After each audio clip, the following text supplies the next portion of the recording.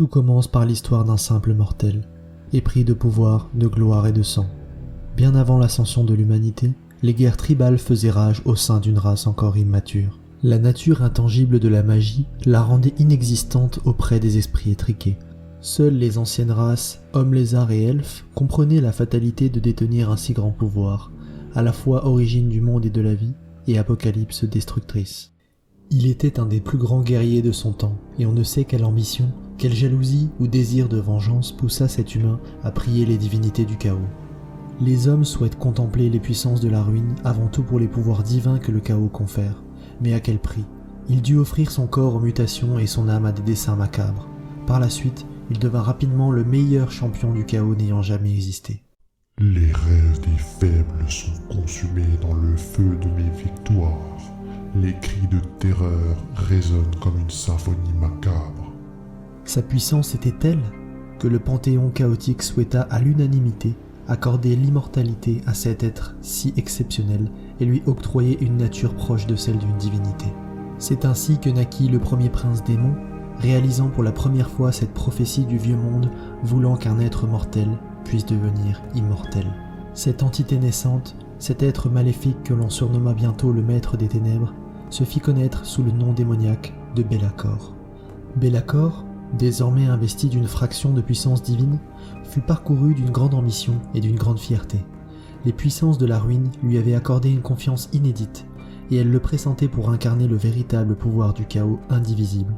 Il mena au combat les armées de toutes les allégeances chaotiques. Les 4 dieux ne pouvaient espérer meilleur général, car aucun mortel ne pourrait rivaliser avec une entité immortelle. Be'lakor oxy des milliers de héros à travers les âges et plongea des civilisations entières dans les ténèbres. Il était à l'apogée de sa gloire, et ses dieux se délectaient des âmes détruites de sa main. Le premier prince désirait toujours étendre son pouvoir, rien ne semblait l'arrêter, et il désirait en secret atteindre le rang de divinité du chaos. La subtilité malveillante, les ténèbres, les ombres, telles étaient ses aspirations chaotiques. Be'lakor se rendait sur le champ de bataille détruire avec une violence inouïe ses adversaires lorsque la victoire était assurée, mais plus rarement lorsque le combat semblait équilibré. La ruse, le complot et le désir de semer l'anarchie chez ses ennemis désignés étaient le plan de bataille dans lequel le maître des ténèbres excellait. Avec ses stratégies machiavéliques, il amena la destruction, et il savait que ses adeptes se multipliaient. Les dieux se moquaient des ambitions de Be'lakor et préféraient tirer avantage de cette situation. Les terribles exploits de leur prince démon étaient souvent au-delà de leurs attentes. Que pouvait-il attendre d'autre de leur élu? Un jour, cependant, le dieu Tzeentch, grand maître de la fortune et architecte du changement, eut une vision si terrible au sujet de Be'lakor qu'il le maudit, et cela afin d'éviter une humiliation tant les plans du premier prince contre ses maîtres visaient à s'assurer d'une domination totale sur le monde qui fut et ses dimensions parallèles.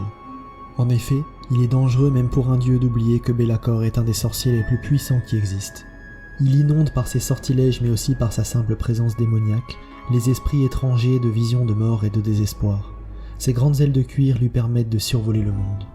D'un moment à l'autre, sa forme physique peut devenir aussi intangible que la brume, empêchant les mortels de l'apercevoir. Ses mutations successives lui ont donné des griffes si grandes qu'elles peuvent transpercer un homme.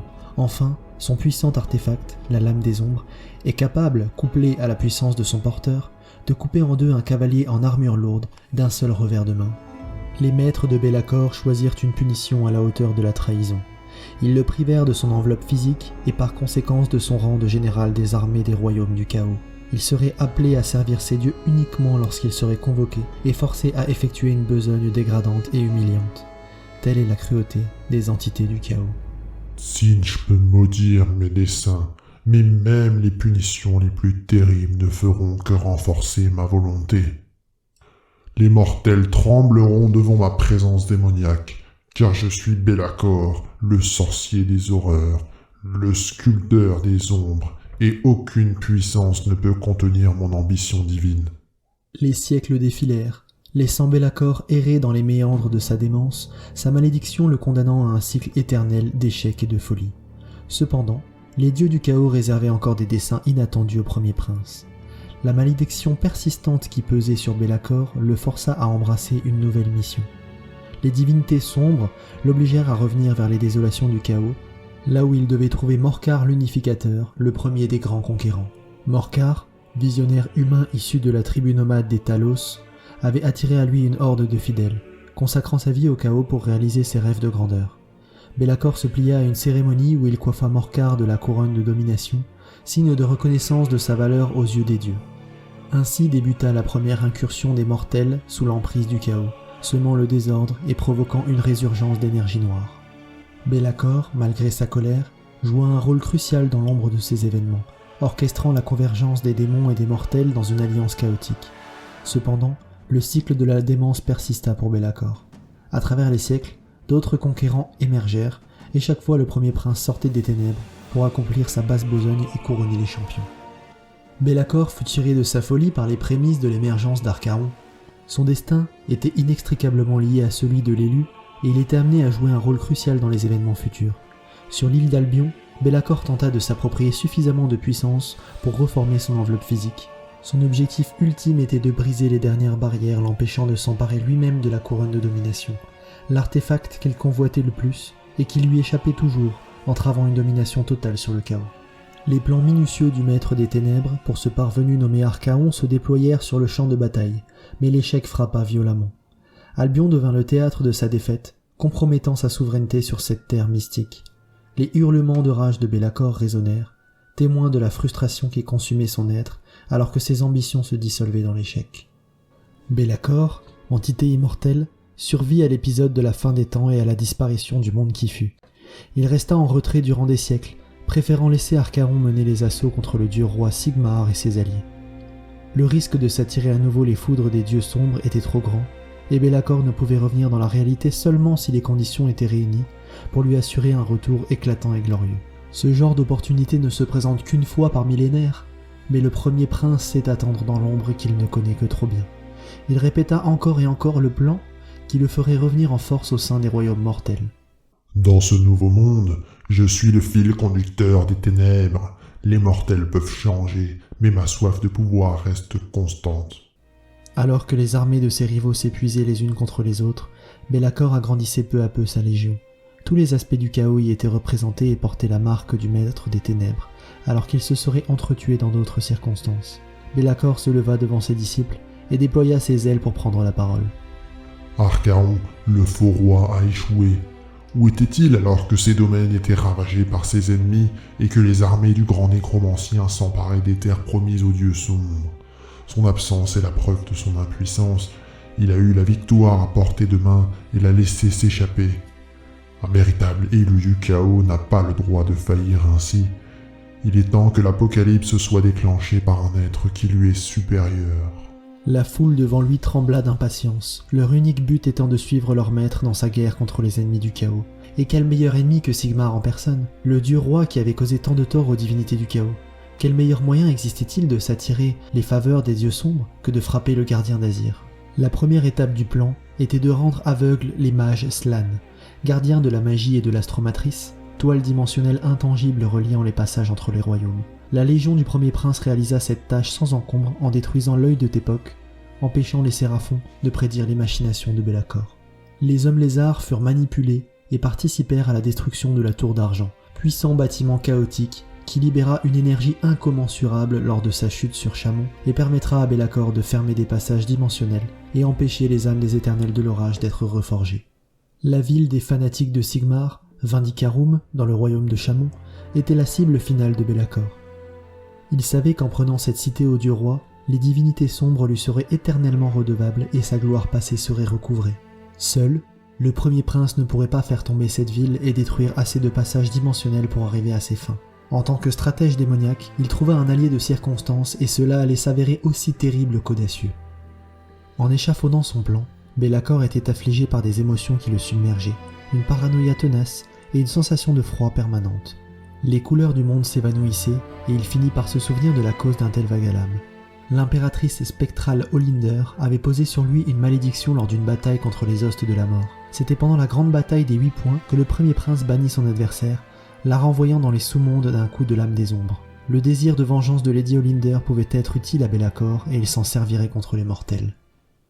La légion du premier prince assiégea Dolorum, dans le royaume de Chiche, sanctuaire et fief de Lady Olinder. L'assaut semblait suicidaire tant le mausolée était gardé et piégé par les esprits les plus féroces. le maître des ténèbres bannit les sorts de protection afin de s'y engouffrer. Il cherchait le lieu du repos éternel de Dame Olinder, et il le trouva. Au sommet du sanctuaire, en haut d'un grand escalier en marbre, il trouva le sarcophage dont il brisa le couvercle, révélant le cadavre embaumé de la maîtresse de ces lieux. La reine des Hantes Nuits fondait sur Be'lakor en renversant tout sur sa route, mais le prince démon brandit la lame des ombres au-dessus du linceul, faisant hurler de désespoir toutes les formes spectrales présentes. « Je pourrais sur le champ mettre un terme à ton existence !» déclara le premier prince.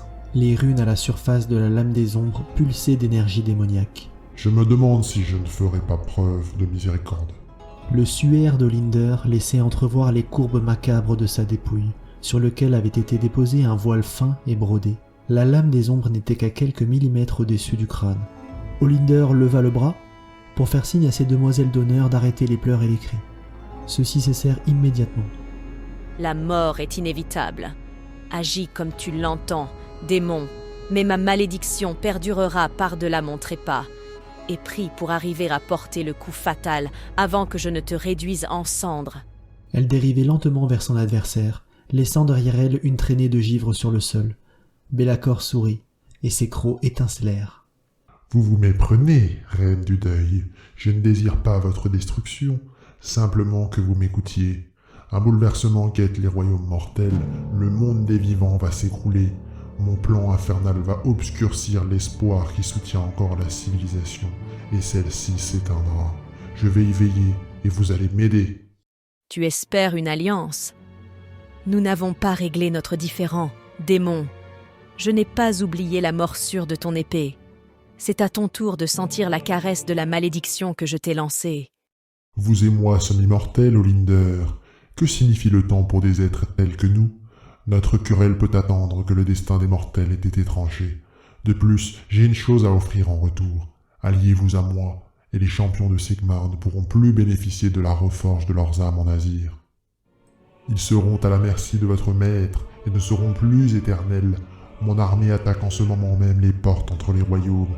Lorsque la mission sera accomplie, la connexion entre Azir et les laquais de Sigmar sera coupée. Un long silence s'installa et Dame Olinder le brisa en ces termes. Je te laisse 100 lunes pour accomplir ce dont tu te vantes, maître de l'ombre, faute de quoi ma malédiction te rongera éternellement. Ma légion de spectres combattra à tes côtés pour briser la volonté des mortels. Ensuite, nous réglerons notre différend.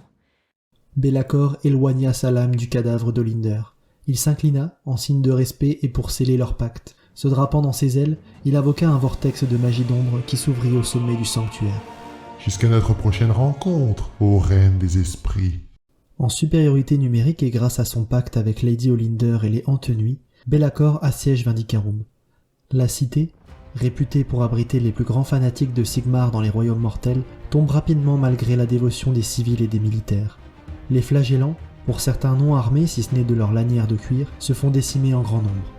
Les éternels de l'orage chargés de faire tenir les murs de la ville vacillent malgré leur bravoure au combat. Un immense voile d'ombre progresse puis plonge la cité dans le noir. Be'lakor prend part au combat sur le champ de bataille et se délecte d'ôter la vie des soldats du dieu roi sans aucune possibilité pour eux d'être réincarnés. Le plan du premier prince a enfin fonctionné. Il va connaître gloire et reconnaissance éternelle auprès des dieux sombres. Alors que le cœur de la cité tombe, les Caradrons et leurs cousins Fireslayer débarquent par navire entier.